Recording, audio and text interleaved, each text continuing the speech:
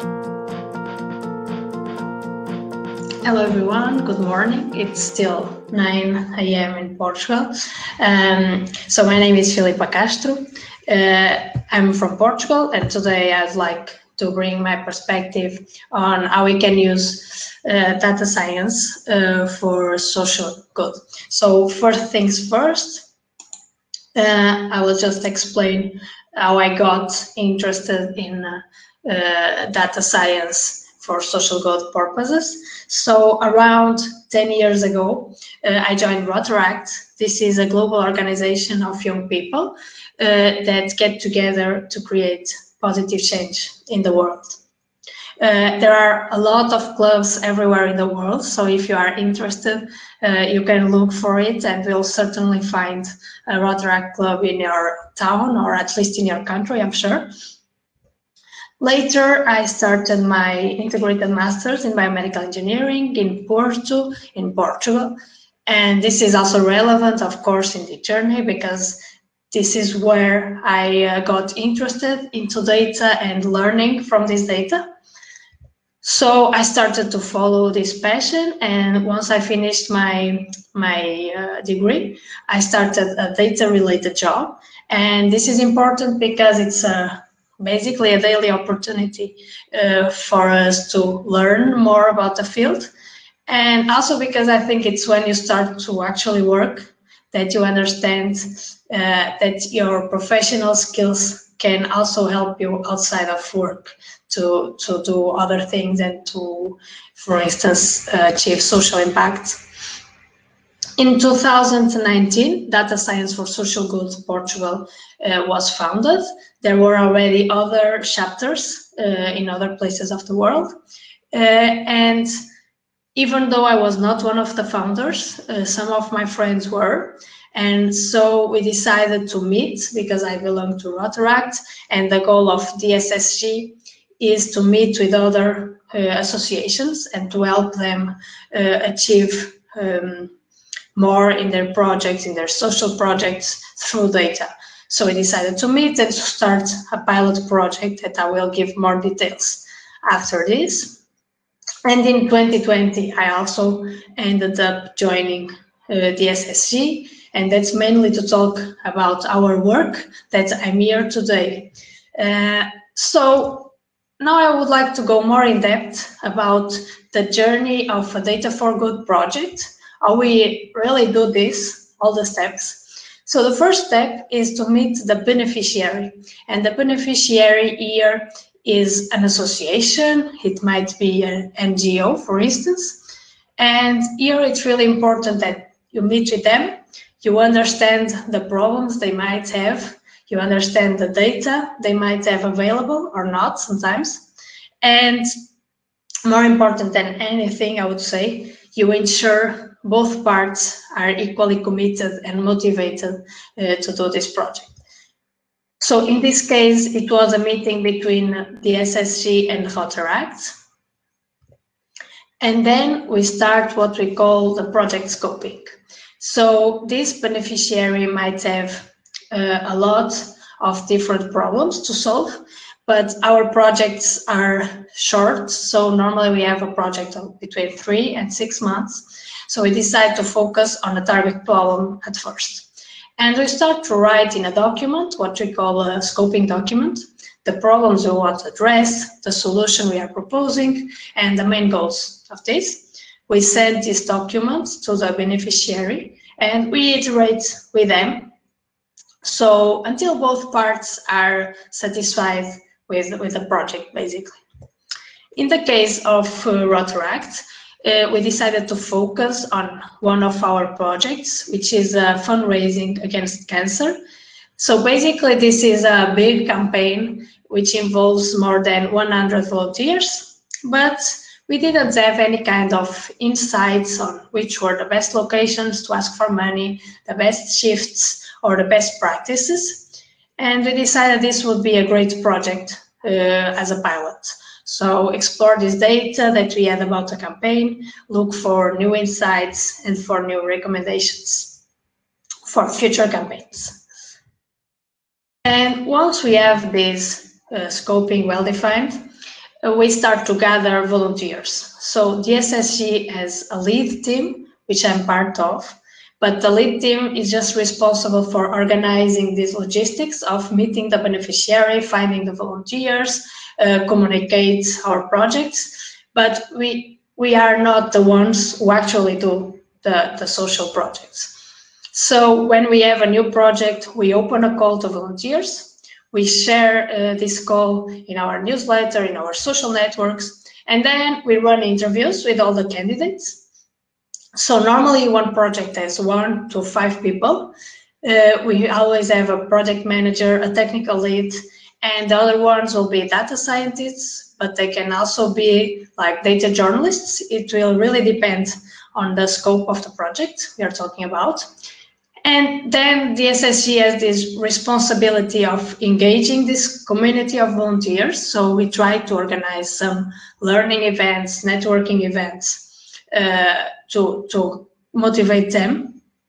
In the case of the pilot project with Rotaract, we had 3 volunteers, which were Daniel, Miguel, and Tiago. And once everything is ready, we actually run the social project. So the main goal of and the main role of the SSG here is to manage this relationship between the volunteers and the beneficiary.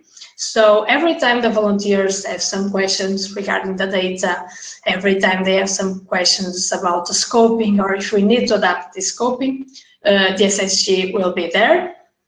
We also need to ensure that deadlines and milestones are met along the period of the project. And once this is finished, we are the ones who deliver the results to the community or to the organization, and we collect feedback from the beneficiary to evaluate if this really had an impact on society or on their organization at least. In the case of our pilot project, the results or the output of the project was an interactive report that I will show next. So just to give you a bit of overview and more context about this fundraising campaign we are talking about. In my little town, we have like 20 different locations, which you can call parishes. And we have more than 100 volunteers that during 2 days of the weekend, Saturday and Sunday, they are in different places like supermarkets, churches, etc., asking for money. And for these 2 days, we normally raise around 20,000 euros just in this small town against cancer. And so now I would like to show you in more details some of the results that this social data for good project had. So I'll try to show this.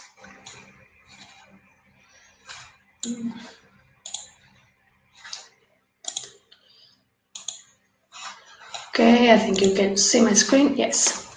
Okay, so the first one is an interactive map. So the fact that it's interactive is really nice, because when you go to presentations, sometimes we have meetings with the presidents of the parishes to organize this fundraising and to present them with the results of their parish. And in a glance with this interactive report, you can understand which were the most successful parishes. So in other colors, you have the parishes that fundraised more money per population. And it's interesting to see, as you expected, that this town, which is the central one, would raise more money. And it's interesting to evaluate how this evolves for the suburbs. So instead of showing a table with numbers in a presentation, this is much more interactive and impactful.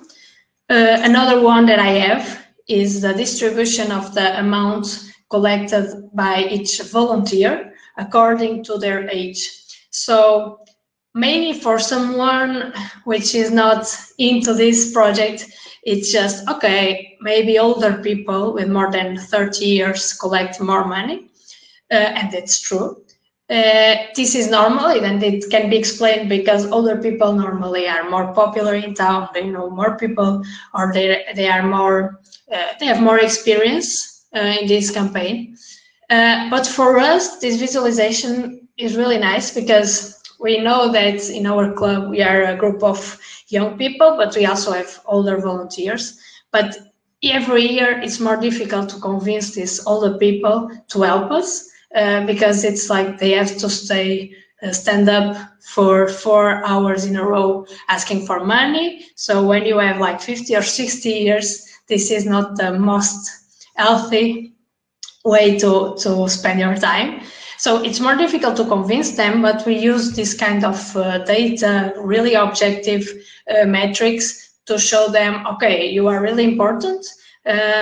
So we try to remind them that they are important for this campaign and to help us reach a higher value of money.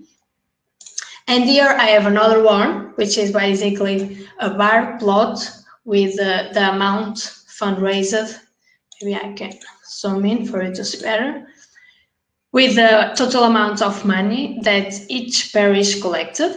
So here you can see that like the gray one, the gray bar, is always the one with more money. And this is not surprising because this corresponds to the center of the city. So this is not very impactful. So what the SSG did was to show these same results, but normalized by the population. And here things become interesting because you see that, for instance, here you have a very small town, which is this one in pink, that actually can collect more money than the main city. So in terms of population, they are better. And when you are in a meeting with the politicians and the presidents of each parish, they really become competitive about this, which is nice because they will try that in next year they will fundraise more and they start to be competitive with these small cities. Okay, so going back to the presentation, I already talked a bit about each of these visualizations, and now I'd like to talk about other projects that are ongoing projects at the moment. So one of them is with this public pet hospital, where we are trying to optimize the waiting times for appointments or for treatments. So basically, we'll try to understand which kind of patients or group patients in terms of, and understand the correlation with the waiting times so that we can optimize the schedule and that we can open it to more clients each day. Then VOST is also a volunteer organization, and basically they have a lot of data from the government and a lot of data from civil protection.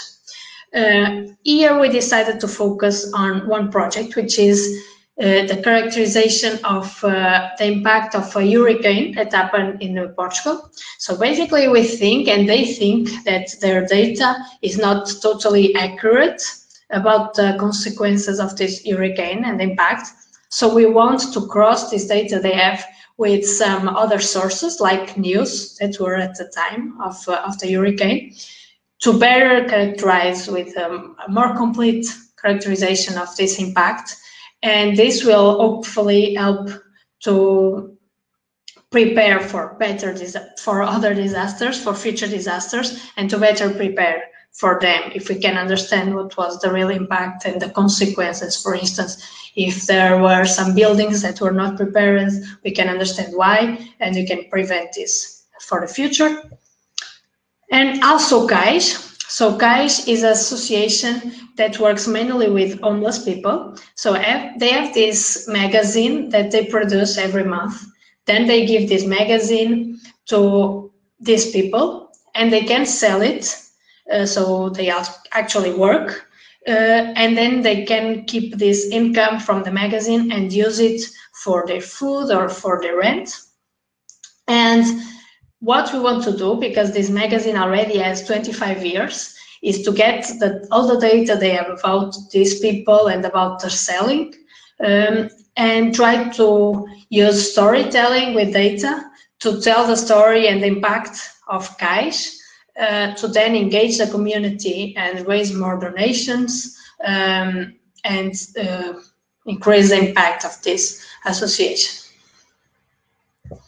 And last but not least, just to give you some context about what we did regarding COVID-19. So basically in Portugal, the government shares every day the data about new cases or test cases or deaths in a PDF file. And this is not very nice for data scientists and for data exploration, because then you cannot extract the numbers. You need to do this manually. So we decided to create a data repository online, public, for everyone to use. And we started to manually extract this data every day and put it in a CSV file so that scientists could use it for their analysis. And then we started to gather some volunteers to help us. And now we already have an automatic data extraction pipeline that collects this data from the PDF every day. So just need to click a button now. And we also have some automatic tests that we use to make sure that the data makes sense, because sometimes there are some mistakes. So when there are, we warn the community about this. Since then, like 3 months, we are receiving a lot of contributions from the community, a lot of dashboards, a lot of analysis. This has been great. We also wrote an open letter to the government, basically with our experience from this project. We did a list of the gaps we think there are in the information they are sharing. And also we offered our help for free, our skills, in case they want some help in improving these methods. So maybe I have some time to show you this page I'm talking about. So in case you want to visit, I think, yeah, so this is the page, the repository I'm talking about. And actually, what we did in the last weeks was, as we had some ideas on how to improve this repository, we created some mini projects, which you can check here. So this is, for instance, a project for sentiment analysis during the period of the pandemic, so that we can correlate the sentiments of people with restrictive measurements from the government. This, for instance, is very simple. It just, every time we update the data, we want someone to make an automatic script so that we publish this information on our Twitter. And we have been receiving a lot of help from volunteers. So please check it if you are interested. If you have any questions, please ask in the chat. I will try to answer that. You can also reach me with LinkedIn. Here you have the contacts from me and also for the SSG or even Rotaract. So please get in touch. If you are motivated to create your chapter of the SSG in your country, please get in contact with us, because we can help. Yeah, and I think my time is almost over. Okay, I have here one question I can try to answer. So, hi Filipa, for VOST, how do we extract the data from the news? So here we can also try to share, for instance, for COVID, what we did in the repository that we have is that here we have some data about, okay, notícias, which is news in Portuguese.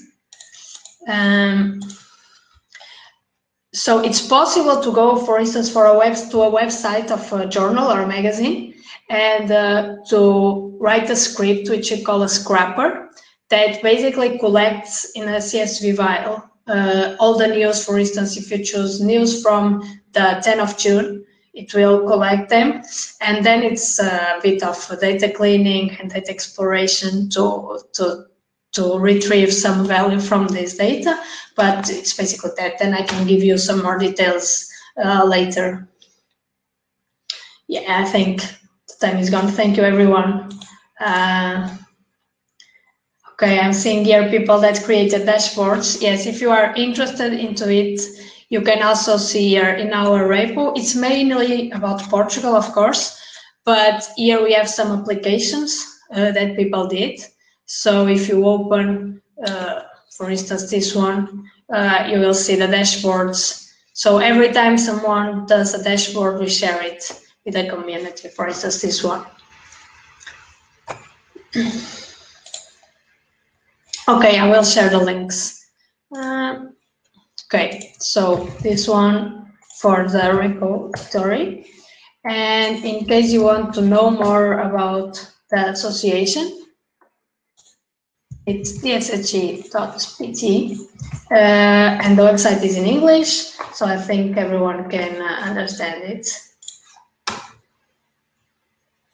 In terms of contacts, if you want to reach, I will leave this here, this one.